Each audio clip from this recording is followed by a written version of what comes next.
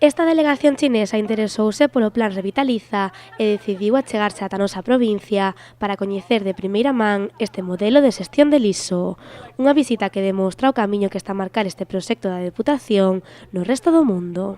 O que non podíamos sospeitar naquele momento é que a estas alturas un proxecto tan novo, tan reciente e tan, digamos, nunha fase en parte incipiente, non? Pois tuvera a repercusión, ou empeza a ter a repercusión que está tendo.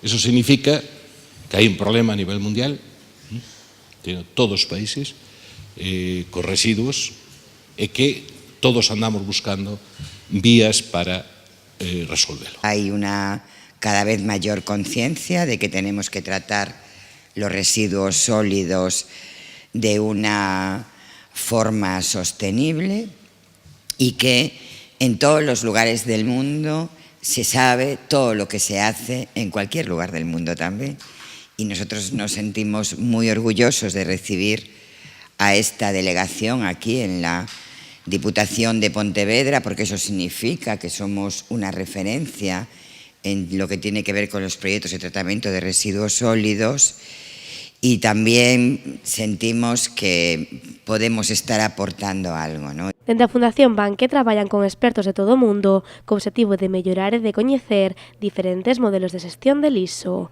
Por iso, tras visitar a nosa provincia, a secretaria xeral deste colectivo asegurou que adaptarán o Plan Revitaliza ás necesidades que teñen no seu país. Cuando volvamos a China tenemos que adaptar lo que hemos visto aquí a nuestro propio contexto, a nuestras circunstancias. A delegación chinesa regalou nesta visita unha frase de Deputación que resume a perfección a importancia de poñer en marcha modelos como o Plan Revitaliza, porque, como di este lema, aínda que esteamos en lugares moi afastados do mundo, vivimos no mesmo mundo.